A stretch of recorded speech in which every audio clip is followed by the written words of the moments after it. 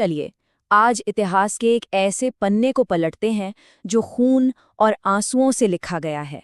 ये कहानी सिर्फ जलियांवाला बाग के नरसंहार की नहीं है, बल्कि ये कहानी है इंसाफ के लिए किए गए 21 साल लंबे इंतजार की। जरा सोचिए, साल है 1940, जगह है लंदन का कैक्सटन हॉल। हॉल अंग्रेजों के बड़े बड़े अफसरों से खचाखच भरा हुआ है।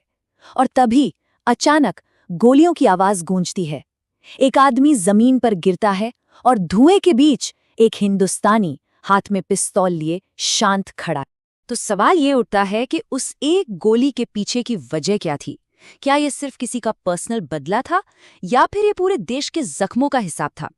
इसका जवाब ढूंढने के लिए हमें और आपको चलना होगा 21 साल पीछे, 1919 के अमृतसर की धूल भरी गलियों में। एक गोली और 21 साल का फासला, ये कहानी इन दो घटनाओं को जोड़ती है, एक जो लंदन में हुई और एक जो अमृतसर में। चलिए उस धागे को पकड़ते हैं जो इन दोनों को एक साथ बांधता है और समझते हैं कि कैसे एक घटना ने दूसरी को जन्म दिया। तो बात है 1919 के अमृतसर की, एक ऐसा शहर जो बैसाखी के त्योहार के लिए सज रहा है, लेकिन हवा में एक अजीब सा तनाव भी है। यही वो दिन है जो ना सिर्फ हजारों लोगों की जान लेगा, बल्कि एक शख्स के दिल में इंसाफ की ऐसी आग जलाएगा जो अगले 21 सालों तक बुझने वाली नहीं थी। तो आखिर जलियांवाला बाग में हुआ क्या था? वो कौन सी चिंगारी थी जिसकी वजह से इतने बड़े पैमाने पर लोग इकट्ठा हुए? चलिए उस दिन की कहानी को परत दर परत समझते हैं। देखिए, सारी कहानी की जड़ में था अंग्रेजों का बनाया हुआ एक काला कानून, रॉलेट एक्ट। अब ये कानून क्या था? ये कानून ब्रिटिश हुकूमत को ताकत देता था कि वो किसी भी भारतीय को बिना किसी सबूत या मुकदमे के जब चाहे जेल में डाल सकती है। मतलब ना कोई दलील, ना कोई वकील, सीधा जेल। जाहिर है इस जालिम कानून के खिलाफ पूरे भारत में विरोध की आग भड़क उठी। अमृतसर में जब लोगों के दो बहुत ही प्यारे नेताओं डॉक्टर सैफुद्दीन किचलू और डॉक्टर सत्यपाल को बिना वजह गिरफ्तार कर लिया गया, तो लोगों ने तय किया कि वो शांति से अपनी आवाज उठाएंगे। 13 अप्रैल बैसाखी का दिन था और वो सब जलियांवाला बाग में इकट्ठा हुए। उनके दिल में इंसाफ की उम्मीद थी, हिंसा का कोई इरादा नहीं था। और फिर वो पल आया जब कुछ ही मिनटों में एक शांतिपूर्ण सभा एक खूनी कत्लगाह में बदल गई। एक ऐसी घटना जिसने इतिहास का रुख हमेशा हमेशा के लिए बदल दिया। उस बाग में करीब 25,000 लोग थे। इसमें मर्द, औरतें, बच्चे, बूढ़े सब शामिल थे। कुछ लोग तो सिर्फ बैसाखी का त्योहार मनाने आए थे। उन्हें अंदाजा भी नहीं था कि वो मौत के एक जाल में फंसने वाले हैं। पता है, वो बाग एक जाल की तरह था। बाहर निकलने का सिर्फ एक ही तंग सा रास्ता था और जनरल डायर ने अपने सैनिकों के साथ आकर उसी रास्ते को बंद कर दिया। अब भागने का कोई रास्ता नहीं बचा था। और फिर बिना किसी चेतावनी के डायर ने गोली चलाने का हुक्म दे दिया। अगले 10 मिनट तक लगातार गोलियां चलती रहीं। चारों तरफ बस चीख पुकार और मौत का मंजर था। पूरे 1650 राउंड गोलियां चलाई गईं। गोलियां तब तक चलती रहीं जब तक कि वो खत्म नहीं हो गईं। ये भीड़ को तितर बितर करने के लिए नहीं था, ये एक संदेश देने के लिए था, दहशत का संदेश। और डायर ने बेशर्मी से क्या कहा? उसने कहा कि ये तो उसकी ड्यूटी थी। उसने कहा अगर मैं गोली नहीं चलाता तो वो भीड़ मुझे मार डालती। सोचिए, एक निहत्थी भीड़ के खिलाफ ये कैसा बहाना था। गोलियों से बचने के लिए सैकड़ों लोगों ने बाग के अंदर बने एक कुएं में छलांग लगा दी। बाद में उस अकेले कुएं से 120 लाशें निकाली गई। आज भी उस कुएं को खूनी कुआं कहा जाता है। और बाग की दीवारों पर गोलियों के निशान, वो आज भी उस हैवानियत की गवाही देते हैं। नरसंहार तो खत्म हो गया, लेकिन दर्द बाकी था। तो सवाल ये है कि क्या इस जुल्म का कोई हिसाब हुआ? क्या इंसाफ की कोई उम्मीद थी?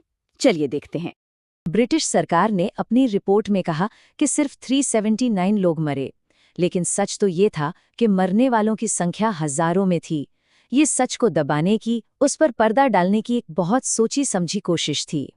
देखिए, इस पूरी त्रासदी के दो बड़े विलन थे। पहला जनरल डायर, वो कसाई जिसने गोली चलाने का ऑर्डर दिया।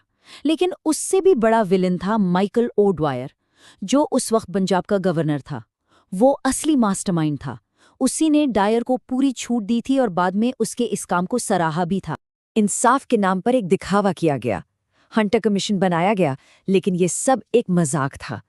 जानते हैं उसका फैसला क्या आया? कि जनरल डायर बेकसूर है। ये उन हजारों पीड़ितों के साथ एक और धोखा था। इंसाफ की हर उम्मीद वहीं दम तोड़ गई। लेकिन कहते हैं ना, जब इंसाफ के सारे दरवाजे बंद हो जाते हैं, तब कोई एक उठता है जो अपना इंसाफ खुद लिखता है। उसी भीड़ में एक नौजवान था जो उस दिन किसी तरह बच गया था, और उसने कसम खाई थी कि वो इस जुल्म का हिसाब लेकर रहेगा। उसका नाम था उधम सिंह। 21 साल। सोचिए, 21 साल लगे उधम सिंह को अपना मिशन पूरा करने में। जलियांवाला बाग की खून से सनी मिट्टी पर खाई वो कसम उन्हें दुनिया भर में ले गई, अफ्रीका, अमेरिका, यूरोप। लेकिन उनकी नज़र हमेशा अपने निशाने पर रही। लंदन पहुंचकर उन्होंने आम लोगों की तरह काम किया, लेकिन दिल में एक आग जलती रही।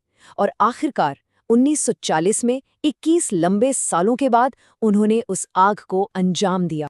जब अदालत में उनसे पूछा गया कि उन्होंने ओडवायर को क्यों मारा, तो उनका जवाब इतिहास में हमेशा के लिए दर्ज हो गया। उन्होंने कहा, ये बदला नहीं था, ये इंसाफ था। उसने हजारों बेगुनाहों को मारा था, मैंने तो सिर्फ एक को मारा है।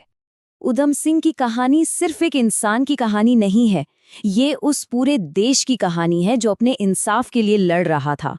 और ये हमें याद दिलाती है कि हमारी आज़ादी के लिए कितनी बड़ी कीमत चुकाई गई है।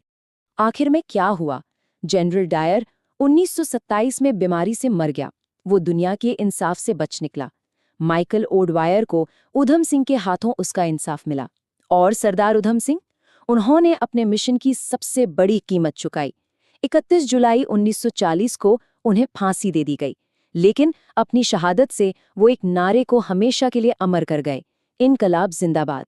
तो ये कहानी आज हमें एक बहुत बड़े सवाल के साथ छोड़ जाती है। जिस आज़ादी के लिए इतना खून बहा, हजारों लोगों ने अपनी जान कुर्बान कर दी, उस आज़ादी की विरासत को हम और हमारी आने वाली पीढ़ियां कैसे जिंदा रखेंगी?